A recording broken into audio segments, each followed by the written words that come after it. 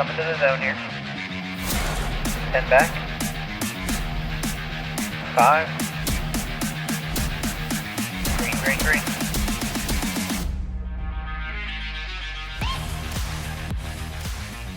Hello and welcome back to the Hot Lap, your home for everything INRS racing. I'm Clarke Franz, driver of the number 15 Chevrolet Camaro for Roadrunner Motorsports. I'm Vernon Broadbeck, driver of number 10 Chevrolet Camaro for Roadrunner Motorsports. I'm Corey Bunch, number 77 Ford Mustang for Full Throttle Motorsports. We don't have Tony Japs in the booth this week, but we do have a replacement guest host. This week we're joined by a driver of the number 43 Chevrolet Camaro for Apex Motorsports, Garrett Walden. Thanks for joining us, Garrett. Happy to be here, Clarke. Yeah, apparently Tony was too busy for us. Old Repo Man's got jobs to do. He had to go steal I someone call else's bull. car. He stole someone else's car again, is what he did. So, as always, we're going to break down the most recent race first. I can't even remember who won Vegas. Corey, do you remember? I think it was whoever drove the 77 car. I think it's who won Vegas.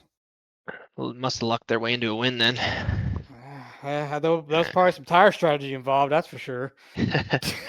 Congrats on the win, man. I'm pumped to see you in the Final Four. Thank you. Yeah, I didn't think that was... See, it seemed like, and I talked about this on the broadcast when they was interviewing me for Victory Lane, but it seemed like everybody else knew but myself. And, you know, I guess I'm one of those people, I'm just my biggest critic.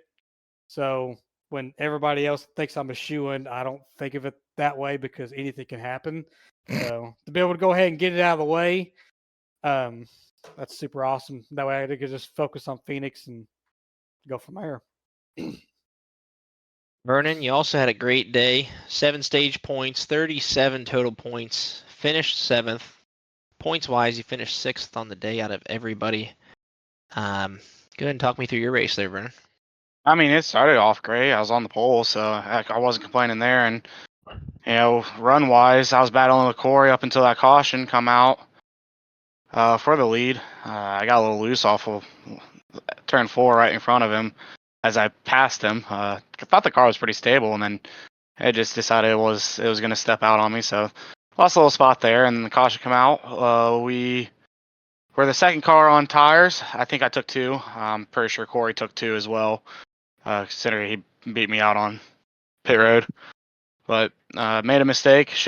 Probably should have won the stage. I know Jordan ended up winning it, but him being on old tires and me being on fresh ones, I probably should have, but I made the mistake of restarting in second gear. Yeah, that was dumb, like super dumb.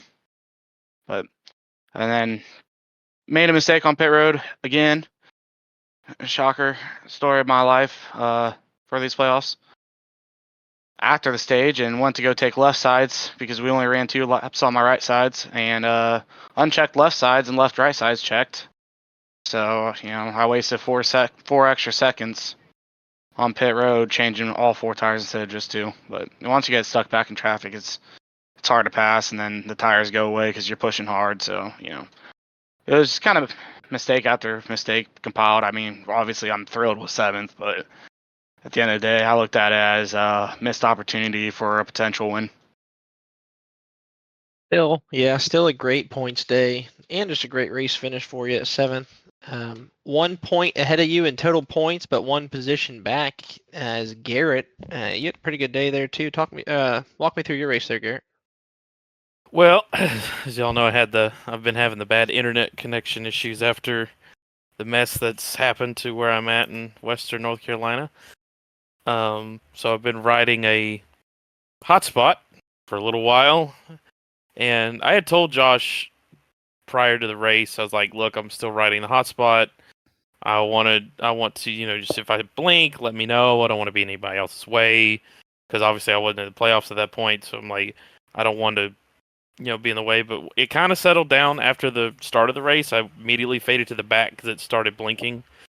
And then I just kind of slowly, methodically made my way towards the front. The first caution happened early, and I just went ahead and came in, topped off. Then we had a strategy going where we were saving fuel to get to the end of the stage. I kind of went a little bit harder than the rest.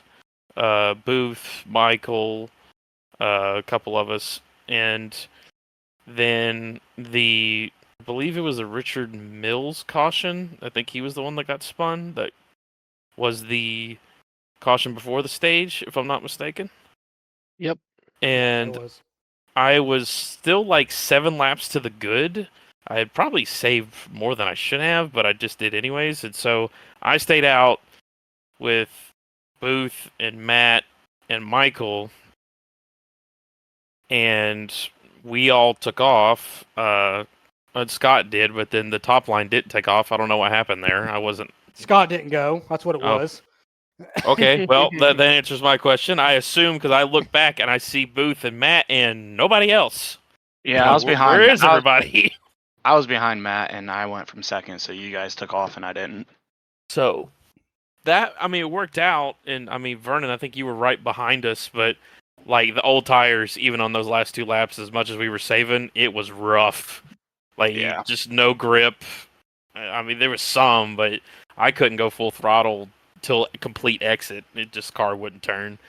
And then from there, it was just managing the race well. I got into just kind of managing my race on my own. Had I had about 4 more laps, I probably would have caught past Vernon because I pitted later.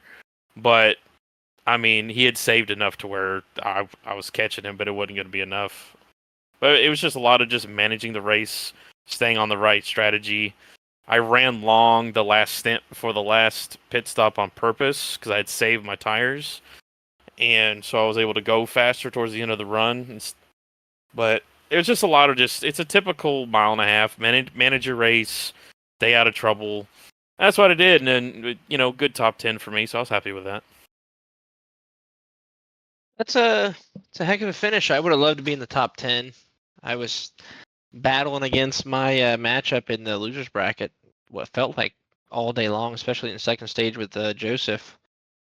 He was much better at tire save than me. I felt like I had really good speed though, so I was trying to change it up. I was trying to run faster laps and throw an extra pit in there. It seemed like it was working, and I got caught too far to the right in the pit box.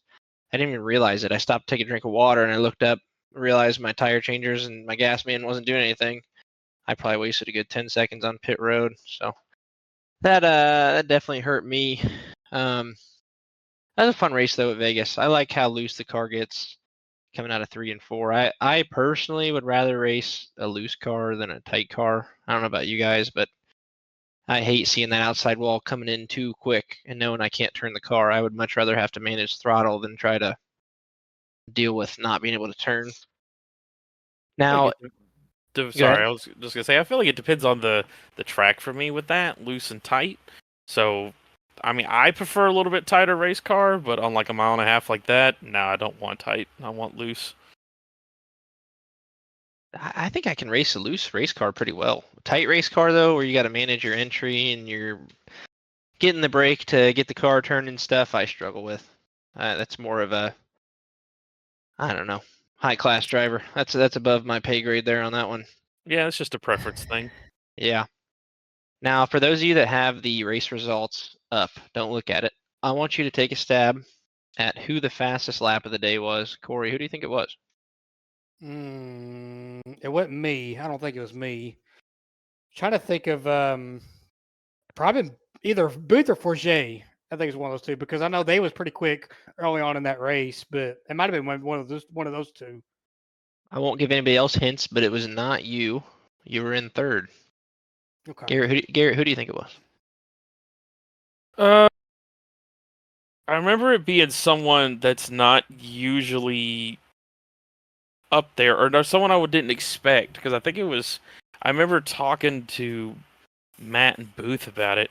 I want to say it was one of the Musos. I couldn't tell you which one, but I think it was one of them because I knew it was somebody that got in a wreck. It was down a lot of laps, so I want to say it was a Muso, but I couldn't tell you which one. Vernon, any guesses? Yeah, I know who it is. It was Jacob Musso, and I only remember that because he finished at the bottom of the race, and at the end of the race, I was looking at all the stats on iRacing, and I saw the purple number next to his name. Ha ha! Yeah. I'll I give you guys was right. both credit for the answer to that one. Yeah, he ran a 30.007. He ran it like stupid early in the race too, like lap 2 or 3. Lap 12. So did Corey Ennis on lap 12. That Booth Racing Academy mostly working out for Ennis. He's been putting up some good laps here recently. Yeah. One other thing that happened, a really big moment for two playoff drivers, was the incident with Whitley and Wenzel pretty early on. Did any of you get eyes on that? Yeah, it happened right behind me. I know it happened right next to Corey. He was right Oh behind yeah. us after that I restart. I definitely got hit with it because I'll tell you exactly what happened because it was like on that restart before the stage, and like I said, I had those two tires. I was trying to get with underneath Whitley, and as Whitley called, he tried to big dick me, and he tried to cut off my nose. So I figured, okay, this is how we're going to do it. So he goes in the bottom lane. Well, he I guess hits the apron or hits the bump or something. He drifts up, and I just go for it. Like I just shove my nose in there, and I'm like, you ain't doing that again. And I guess he got loose going in the middle, and then he hit. I think it was Simon or somebody. And then he come back down, doored me, and they come back up the track, killed Wenzel, come back down the track and killed Eric. And that was when everything else just all chaos ensued with Murphy and some other people got caught up in that as well. But yeah, it took out quite a bit of people. On What that wreck. surprised me from that wreck was Murphy rebounding as well as he did and finishing top Yeah, 5. I don't know thought how he you was done. I don't know how you don't break a toe link with that hard hit he took on the side. But somehow the car decided it was going to live to fight another day for him, and it didn't live to fight another day for some other people. I'll tell you one thing though, if that was Eric, that was Yeah, got he was hit like done that, for. he'd been done. Yeah. Yep. I just remember looking behind me, and I know Vernon was right behind me because it was Booth in the lead, Matt underneath me, and then Vernon right behind me. But I look at my mirror, there's nobody else, and we're in the middle of turn 3 and 4. And then I saw the caution. I was so Like, mad that caution I was come like, out. oh. So then I find out what happened later. I think it was just like kind of a racing incident, a lot of old tires mess from what I saw the replay, but a lot of innocent bystanders got messed with. I was far enough back to hit the brakes, not risk getting involved in that crash, but I was driving past them as they were trying to get going again, and I know. saw Wenzel's car. I felt bad for him. His front right tire was hitting the Eric Jeffers lean about 90 degrees to the right. Speaking of Eric, he was 83 laps back. Did he get involved in another accident? Yeah, He was when he was involved in that accident. yeah, when Whitley killed Wenzel, he had no steering and it came back down and he just destroyed Eric, and Eric killed the inside wall and just done. I also know who was in that accident. Our fastest lap of the race guy. Oh, 10 seconds after the wreck happened? Yeah. Sweet. Into Whitley and broke his right rear toe link. Oh, did he arc or break it? No, he was clutched in. So he didn't break, just clutched in, huh? Yeah, so it was Straight clutched up. in along with being blinded with the smoke. But he drove clutched into smoke?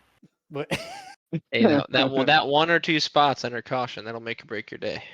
You know, Like, I'm just He was Alright. expecting Whitley to move up the track more. all right, Carson Hocevar. Unfortunately, misjudged it. yeah. So the results are in for the next week of the Losers Bracket Challenge. We had Matt Robinson beating out Scott Thomas. Nick Alves beat out Matt Parasini. I was beat by Joseph Musow. And Austin Walton beat Vince Burns. I want to point out that Nick Alves, Matt Parasini come down to 0.7 of a second. It was finishing positions was 2 and 3 on the track. Mm-hmm. Man, they fought it out all race too. That was a fun one to watch. You brought it up in the chat during the race. You're like, man, they're putting it all out there for the losers bracket challenge. So somebody wants to win $25. So somebody wants half their meal at Texas Roadhouse paid for. I have relinquished the lead. Well, I haven't completely. I'm now sharing the lead. It's me and Vernon tied at 10-2. Tony is in third place at 9-3, and Corey, hate to tell you, but you were in last at 6-6. Still batting 500 though. That'll get you in the Hall of Fame. Yeah, I'm gonna tell you right now, Corey cannot win. that's fine. He can go 3 for 3 and go finish 9-6, but he cannot get to 10. That sounds like my my college football dynasty right there. I'm 6-6. Man, Hey, but you still got a job. Yeah. These matchups are gonna be good this week, I think. They are. Garrett, since you're the guest, I'm gonna let you pick first. We're gonna go Matt Robinson versus Nick Alves at Homestead. Who are you gonna take? Those two, they've been running pretty well at 1.5 miles this year. I mean, when Nick Alves has been there, he's been pretty consistent. Matt Robinson, I feel like he's a pretty consistent driver on 1.5 miles. So, but between the two for consistency and good strategy, I'd have to go with Matt Robinson between the two of them. And then Musso and Walton, that's Jacob, isn't it? Joseph. That's Joseph. Okay. I was looking for, because it's just Jay Musso. I don't know. Austin Walton has improved, but he's just so inconsistent. I'd probably have to go with Joseph on that one, just because Joseph's a bit more consistent. I think he's better at strategy. So I'd have to go with Joseph. Shout out to the Mooses. So that's mine. Vernon, who are you gonna take? Well, I think we can put to bed the Nick Alves showing up thing because we have said that for 2 weeks straight.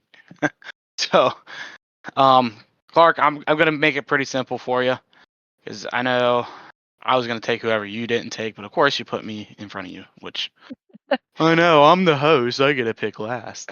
So No, hold on. I'll pick if you don't want to. Hold on. All right, go for it. All right. I am gonna pick Matt Robinson over I Nick figured as Alves. much. And the tough part about the Joseph Musow versus Austin Walton is sometimes Austin will practice like 200-300 laps at a track. Was it I think it was Bristol where he almost won? Yeah, he ran He's like yeah, like this is lap 800 600 laps. for the week. But Yeah. man, I love Austin. He's a good dude. Quiet dude, but a good dude. But I'm gonna have to go off stats here, and I'm gonna take Joseph for the win. So I got Matt Robinson, Joseph Musow. So go ahead and pick opposite me there, Vernon, if you want. All right, so I was only picking one opposite of you. I was taking Nick Alves, and actually, All right. ironically, I was going to take him because I had a feeling you were taking Matt. And Nick has had speed at just speedways, 1.5 miles. So average finish of 9.6 to Robinson's 13.6. Right? Maybe make sure I didn't see short tracks. Nope. Okay. Yeah. Nick Alves 9.6 average finish at speedways, and Matt Robinson 13.6. So I mean, I'm taking Nick Alves. He's had speed. He's shown speed. We'll see if Homestead kind of brings a different person out of him or brings a different person out of Matt. I mean, right now they're the two top finishing drivers. I know points wise Nick isn't, but finishing wise lately they have. He missed a lot of races. On the other hand, it's so hard to go against the person that I've been in the Discord with for the last 21 races. But Joseph has shown a little more consistency. I did it once. I went against a teammate or affiliate, however you want to put it, with Clarke, and I took Joseph. And it got me into a tie with Clarke, so I think I got to take the Joseph Musso train on this one. Sorry, Austin, but I got to keep it at least tied with Clarke. And Corey, who are you gonna take? I'll make it short and sweet. Give me Nick Alves, and then let me get Moose from the top rope Joseph Musso gonna win that battle with him and Austin Walton. I will get Tony's picks. I'll have him make sure he texts them to me or puts them in the Discord before the race starts Thursday, and we'll tally his as well. You know what stinks is say Austin goes out and just spanks Joseph. I know Vernon can attest to this. Is Austin won't even rub it in. He'll just be like, "It's all good, man. Like you got to pick who you got to pick." Like he's the most easygoing person. I hate He's picking humble. against him. I hate going against him. I just, I man, do too, I'm a but fan of numbers. the way I look at it is I can't lose 2 to Clarke. I can lose 1 and still have a chance in the championship round. I can't lose 2. Oh, if I lose one, then I'm done. No, that's not right. No, never mind. Okay, That's this is why good I was choice for fine. both of us. Good choice That's for both why of I us. was fine with taking one opposite of you, and I knew which one I was taking opposite, and taking Oh. one the same, which you actually did take Joseph. I was taking Joseph as well. So if Tony wants the standalone win, he's gonna have to pick both opposite. Yeah, he'd have to take no, he wouldn't be able to. He'd have to take Austin, but it'd be between Nick and Oh, Nat. true. We've taken True. opposite He there. could go for a tie. Yeah. Yeah. We'll have to do rock paper scissors challenge. See who wins. So, Garrett, since you're the guest this week, we get the spotlight shined on you. We're gonna ask you a series of questions, and just need you to answer them. Jan 4. How old are you, man? I am the nice age of 30 years old. 30 years old. That's a good age right there. Yeah. That's how old I am. Where are you from? I am from a small town in western North Carolina called Hendersonville. It is about 25 minutes south of Asheville, North Carolina, that most people would probably recognize. Isn't there a famous show that was shot in Nashville? Uh, One Tree Hill, right? One Tree Hill, is that right? well, the Hunger Games was shot in my town. Oh, really?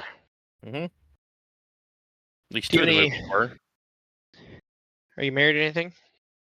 No, I am not. I do have a lovely girlfriend, but no, I am not married or have children yet.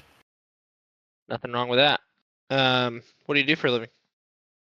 Currently, I drive for FedEx, as a delivery driver, but I am actually in the process of going to air traffic control school for the FAA in the next 3 months or so. How long's the school for that? Between 3 and 5 months, average is about 3. So I would expect to be there minimum of 3. If you go longer than 3, it's usually about between 4 and 5, but 3 months is solid. Is it just based on how fast you pass the qualifications, or how does it Yeah, work? so it's like a normal school in a sense, but it's once you if you like are struggling, like they have people there to help you if you're struggling with like the material and whatnot. And it is you just have to how fast you take the material, how fast you pass, that type thing. Cool. Well, good luck, man. So, being a FedEx driver, or are you a Denny Hamlin fan? No. Thank the Lord. Just because I go to Jimmy John's doesn't mean I liked Kevin Harvick either. So I like doing graphic design, and I made this shirt at one point. I should have actually printed it out, but it was FedEx, we deliver, and then underneath it, put in parentheses, everything but a racing championship. X. I am not a Denny fan. I have the ABD method every week. I root for anybody but Denny. I am a Denny hater. So how did you get into sim racing? Man, that's so it's a progression, I guess. I mean, I've been playing NASCAR games. My first ever NASCAR game actually was a Papyrus game. It was their NASCAR racing in 1994. I remember playing it on the old Windows 95. And it's progressed from there. I've been into, of course, I've been into NASCAR since I was a child, thanks to my father. But I just played every NASCAR game from like early PlayStations all the way up to, I would say, my PS2, PS3 days. But then as I got older, I was like, well, I want to play something like more. I want to really be able to drive the car, tune the car, that whole bit. And I discovered iRacing by actually it was Dale Jr. that talked about it. I heard him talk about it in an after race interview, like in like 2011. And it just I went into restarted researching it there, and it's basically developed since then. What kind of system do you rock? As far as my computer, Computer, wheel, pedals, monitors. What do you have? I run triple monitors. My computer is let's see, it's an Intel i9, and I run a 3080 Super in it. I mean, the Supers are still, the 3080s are still good. No need to spend it on any of the 4000 series. And I run a Moza R9 steering wheel and bass and pedals that came in as a bundle. Is the Moza what you have, Vernon? Yeah, the R9. So yeah, he's got the same one as me. Fancy. Fancy. I got the Logitech G29 with the sticky pedals. Hey, there's nothing wrong with that. I was on the 920 for a really long time until I got the R9, and I love that thing, and it works great. I mean, it's a great starter, something to run with until you decide if you want to upgrade or not. Oh, I know I want to upgrade. But I'm in the saving for property mode right now. So I'm trying to save up. My wife and I are trying to buy property. It was hard enough to try to convince her to buy the Dale Jr. diecast that I posted in Discord, but we got it done. So it was worth it. Now, if you're not racing, what other hobbies do you have? Let's see. If I'm not in the sim, I mean, I'm a gamer, all-around gamer, and I guess what do they call it? They still call them nerds nowadays? Like, or is that the language changed? Like, I don't keep up with I think stuff nerd like would that. still be the term, right? I guess, but I mean, I play a lot of other games besides sim racing. I have friends, and I mean, I've been playing World of Warcraft for I don't know. I say I got one character that's got 4 years of playing time on it. Um, but I also I like to hunt. I like to fish. I mean, I like to do those two other things as well. Whenever because I never miss like turkey season. Never miss that. So You bow, crossbow, or gun, or combination? it just depends on what season we're in. I've got a bow and I've got several guns. And down here we actually have a lot of bear. You can go bear hunting. So actually, I live 10 minutes from one of the largest bear sanctuaries in the country, in our Pisgah Forest. But I mean, it just depends. I prefer a gun, but I also like the bow hunt because especially if it's like deer, because you can't damage the meat as much, so it's less that you lose. But it's more of a preference thing too. Deer meat tastes so good. I've never hunted though. It's one of those things I feel like you have to have family that's into it.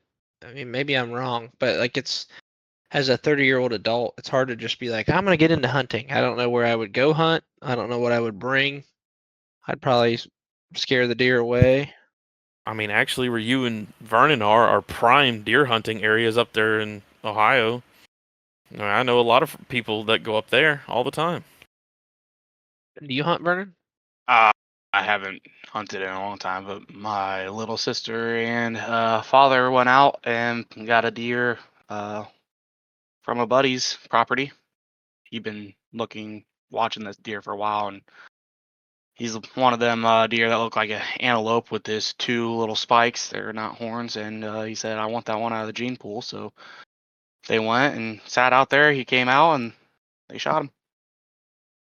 You hunt, Corey? No. That was a quick, easy answer.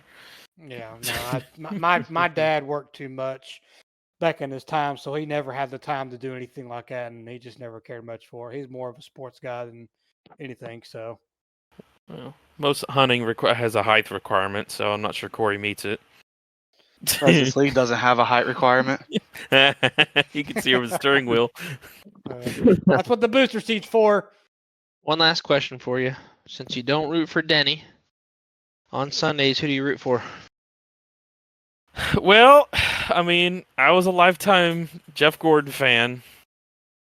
Yeah. Literally since, I mean, I grew up in the 90s, Jeff's whole rise, like, I saw it all, and, I mean, it was tough. I remember in 2015 when he announced it, I felt like a part of my life was ending in a way because I'd watched him my entire life.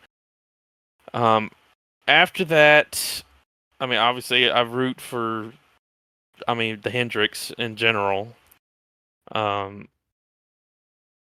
I mean, I root had to for pick- Willie. I root for William Byron because he's in the 24, and the 24 has always been my favorite car, whoever's in it, whether it was Chase or William. So right now, if I go to the racetrack, I'm usually wearing William Byron or Kyle Larson stuff. It's those two I really root for at this point. One more bonus question. Does Bowman deserve a ride at Hendrick? Yeah, he showed it. I think he showed it, especially in the last couple of weeks, that he does deserve it. I mean, agree. I agree. I'm a big Hendrick guy. I was just curious on your opinion. He gets a lot of hate. you He's could- consistent though. I see the argument from the other side, but I don't really see anyone else going into that equipment and being as good as he is within 2 years. You can't say right off the bat because you have to get used to the equipment, new team, how everybody operates. I just don't as I think he's just kind of one of those late bloomers in his career where he's getting better. It just, I don't know. I feel like he still deserves that ride. Like, to take him out, I mean, he made it in the playoffs. I personally think they should have protested his weight limit thing, but that's up to them whether they choose to do it or not. But I mean, he could have advanced to this round. I mean, I see that as a lot more talent than other people have, so I think he still deserves it. I agree with you. I think he's got a lot of people pushing for that seat though if he does mess up. I think you got Rajah Caruth, you got a couple other guys. I think Zilich, and maybe a few others coming up Corey here. could LaJoy. be- Yeah, Corey Shut up, LaJoy. Corey. Heck yeah. Oh shoot. You might as well go get J.J. Yaley and put him in the car. BJ Oh, McLeod for the number 48. I like BJ running his own team. I shouldn't take cheap shots like that. No, I've heard that BJ's just a super nice guy, just the racing talent just isn't there, I say, but he's like a super cool dude. I mean, he's got the money to race, and he lives out his hobby every week. I would much rather be finishing 30th to 36th every week in the Cup Series than doing what I do 9 to 5. All right, we're going to go ahead and move on to the next segment of this program here. We're going to talk about the playoff picture here. So, that good enough right there for you, Clarke? It's perfect. I'm gonna leave you questioning if it's good enough into the program though. That's fine. That's totally fine. All right. Seriously? I'm sorry. Oh shoot. I could not take you seriously. I'll be here all day. All right, so Hold on. Have you ever heard Ward Burton trying to do his ad read? Where he's like, have you heard this before or no? Oh, with the skid steer? Oh, Ward Burton here talk about the skid steer wodo. Oh shoot. Oh god. All right, run through the points. Let's hear it.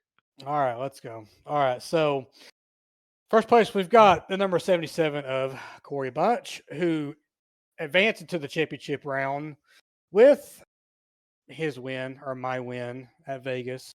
And then Fresh. second place, yeah, I know. Second place, you've got Jordan Booth, who is plus 56, which, he's going to be pretty much a shoo-in at this point because he's got such a big gap. Third place, you got Jordan Wenzel. That's plus 19. Now, he was the one that had a pretty good gap as well and just absolutely tanked when he got caught up in that wreck. So all that cushion he's got is almost gone. So, Wenzel, don't up. Fourth There place, goes you've another got bleep. yeah. So fourth place, you've got Vernon Broadbeck. That is +5, making the jump over everybody else here. So, and then you can look on to the people that are outside the cut line here, which is fifth place, the Site of Imagine. That's -5. 30 of Alex Murphy, who's -10, which could have been a whole lot worse, being caught up with that big wreck with Whitley and Wenzel and everybody else. Made a bad day not become worse. So Alex Forget, P7, that is -12 off the cut, which he had that speeding penalty, and that's what really took him out of this whole deal because he had a pretty fast car. And then last but not least, you have Mr. Michael Whitley himself. That is -28 from having been the talk of that whole wadded up mess and that caution. So he's at this point, in my honest opinion, right off, I feel like he's got to be in a must win. I don't know about how you all feel about it, but I think Willie's a must win. What do you all think? You've said he's going to win it. Oh, at least hinted he might win at Martinsville, though, right? Oh, so he's he going to might win. not. Oh, he's going to win at Martinsville, but that's just my opinion. I don't know about what do you all think. If he wins at Martinsville, who does he knock out? That just depends on if Corey's going to put me in the wall again. Well, don't change lanes early. Well, don't skip the curb. I Let's don't. see. Man, people are going to be pushing really hard, especially at the end of the race at Martinsville. I don't. I think it just depends on I who's don't left know. at that point. Yeah. There's not. That's one of those things at Martinsville. You can take a pretty good hit and it doesn't do much damage, in my experience. Well, Just I because think. I think Booth's going to advance at Homestead, whether he wins or not. I think he'll secure enough points to advance. Vernon, did you lose points, or would you like? I don't. Nah, I feel like you were more than +5. I started 6 under. Yeah, so Okay. he gained. I jumped 4J. Okay. Because for some reason I was like, I swear you were already ahead. Nope. Before that, I lost. okay. The only person I lost points to was Simon. He went from being 7 behind me to 5 behind me. I mean, Or before you Murphy- give your opinion there, Garrett, I'm gonna give a shout out to my teammate. Vernon's pretty good at Martinsville. Very good at Martinsville. I think the what if for Vernon's gonna be Homestead. He didn't race here last year. I think Martinsville, barring any craziness, which can happen at a log jam track, I think Homestead is the big question mark for Vernon. Sorry to interrupt you there, Garrett. Go ahead. no, you're good. I mean, Vernon, I feel like you'll be pretty solid if you have a solid outing at Homestead and have pretty good stage points. You'll be going into Martinsville. You just need a good finish, so you won't necessarily need to win if you have a solid finish. I think right now the two is Alex and Michael are going to be more desperate, especially at Martinsville. And out of the two, I'd have to go with Whitley just because I think he can manage it better. Mm-hmm. I know I'm not in a must win. If I do good at Homestead, I won't be in a must win. But with the guys that would be in a must win at that point, it's kind of hard not to be in a must win mindset. I really agree with you because Murphy, Forget, and Whitley. I mean, unless one of them has a great day at Homestead, I'm is just looking at really gonna have to qualifying. get big points. From Martinsville, Wenzel qualified pole, Murphy qualified 3rd, I qualified 4th. Simon qualified 11th. Now, me and Simon had atrocious finishes. I finished 29th, he finished 31st, but I mean, it was. How many cautions do we have? Way too many. Hopefully that comes down a little bit and maybe saves me from getting all those black flags for penalty points. But Whitley finished 15th, but he started 14th. And who am I missing here? I'm not considering Booth or Corey because they're already won. Booth would I mean, have to have if a I'm meltdown. sitting good points wise, Booth and Corey winning, I'm not mad about. I don't want to see or if like Wenzel, if he's still ahead of me after Homestead and he has a good race at Homestead, if he wins, I'm not mad about. If I'm still sitting 4th, my mentality's must win, or one of those three winning, or a non-playoff driver winning. You had the second fastest lap at Martinsville in the spring. Yeah, I know. Second to you. I mean, I wasn't gonna throw it out there, but thank you. I appreciate it. I mean, you were super fast. We ran up front the entire race at Martinsville. I ran second in the stage. And I gotta take you ran advantage fifth, of my so good tracks. I really have to take advantage of my good tracks because I'm not like a Booth or a Wenzel I mean, or a Bunch where you can be good at 75, 80% of the tracks you go to. I got the super speedways in Martinsville. Other than that, I'll see you in 15th, baby. if I'm sitting good points wise, and we're running 1-2, I'm not gonna force an issue if you're leading. If you need the win, you need the win. I would. But yeah, obviously, if I need a win, I'm gonna go and force the issue. But if I'm sitting good points wise, I have a great stage. The other 3-4 that are behind me aren't having a great race. I'm not gonna force the issue on Clarke. I'm just gonna run my race. Yeah, you picked against me in the losers bracket. Have fun trying to pass me. It shouldn't be that hard. Damn. Wow. Oh, we got shots fired. That's Telling you, Uh, Vernon from the top rope. How do you think these bubble drivers are gonna do, Garrett, heading into Homestead? I mean, like I said, I feel like if Vernon just has gets solid stage points, like I would say top 6, and then finishes top 10, as long as none of those guys below him win, which I probably don't foresee that. I would say that Vernon be fine because I think he could have a decent finish at Martinsville. Going into Martinsville, I feel like Vernon shouldn't be like should go into Martinsville and be like, all right, all I need is a solid outing, solid top 10, good stage points. I'm fine.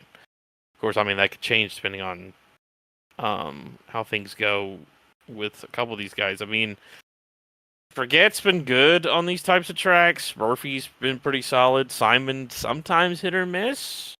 I forgot about him, Alex. That was the one I was forgetting about. I was trying to think of who else I was forgetting. He started 19th at Martinsville and finished 19th.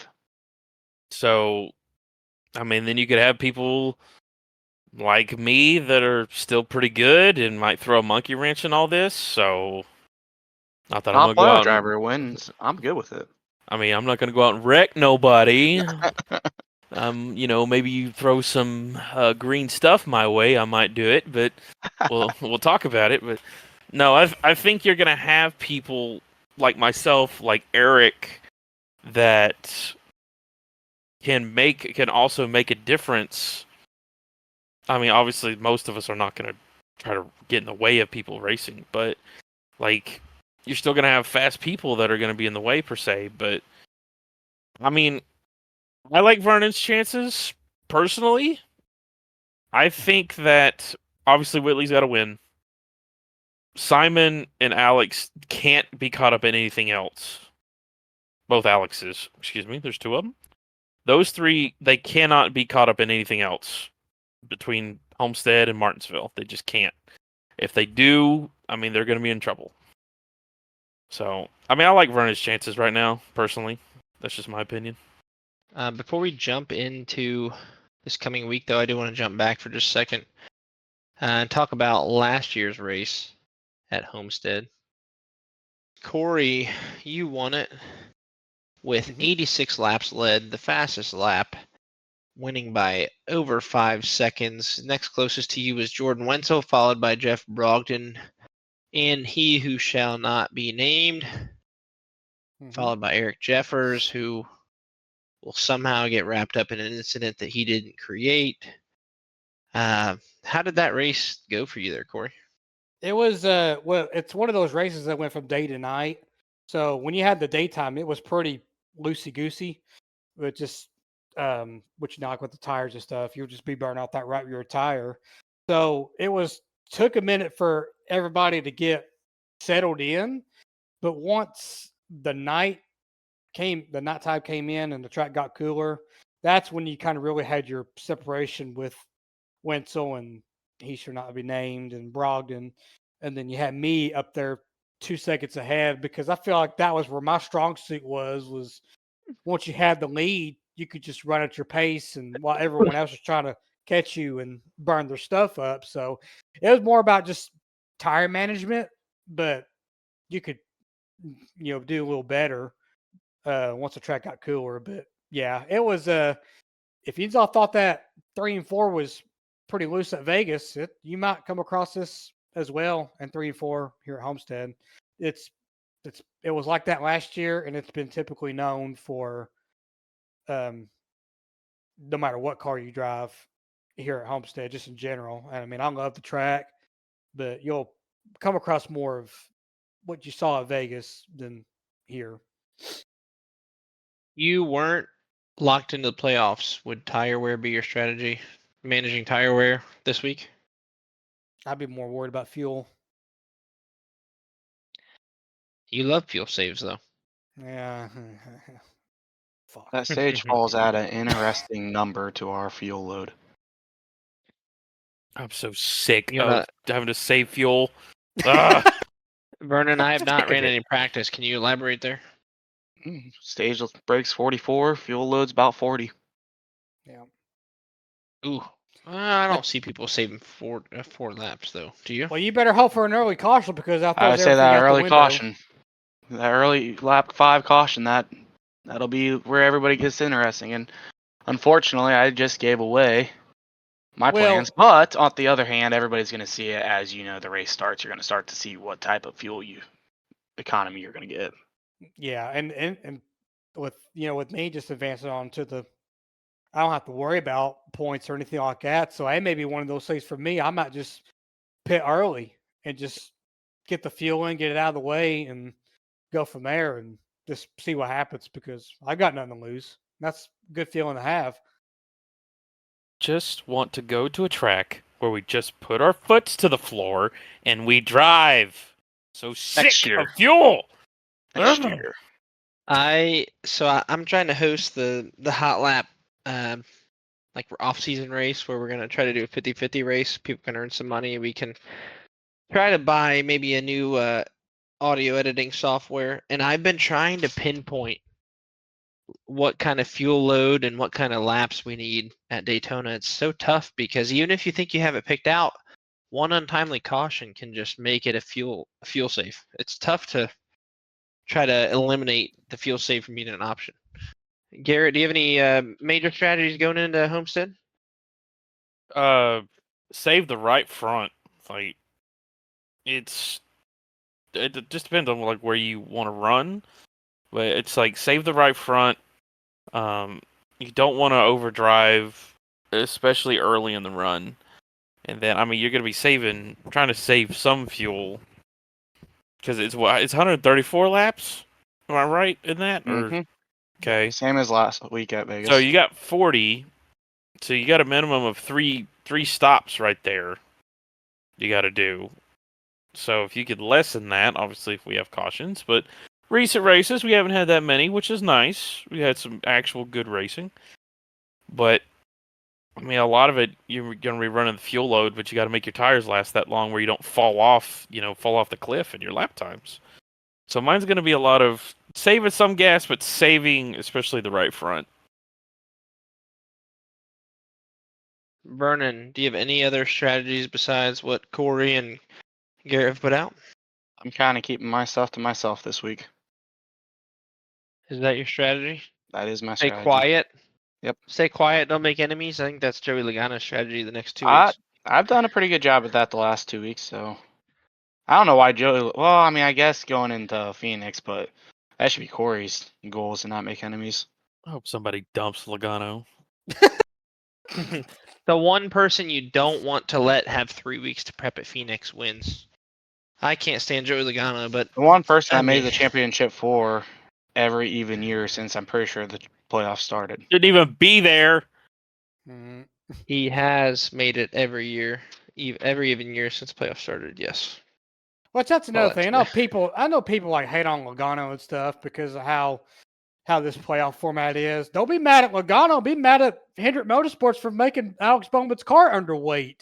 I know I should, but I Or mean, be he mad looks at like Christopher Bell for pitting. I mean, Logano looks like an extra of the Trailer Park Boys. Okay, so like, Oh my gosh.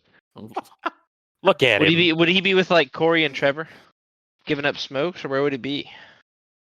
He'd be leading Corey and Trevor. You kidding me? He'd be like the ringleader. Look at him. Ugh. Garrett, who do you pick to win this week? Well, Corey already won, so I don't want to get his head any bigger than it already is. So I'm not going to pick him. I mean, Booth has a high chance of winning, but I think he's just going to like be locked in to where he doesn't have to advance. I think I'm going to go with Wenzel because I think he's going to want it more because he's going to want to go ahead and lock himself in because he knows he's going to know Booth can get locked in on points, and he's got a bunch of dudes right at the cut line. So, and I think he's just going to want that win. So I'm going to pick Wenzel. Corey, who are you taking? I think it's going to be pretty easy. Who I'm going to pick there. Matt Parasini.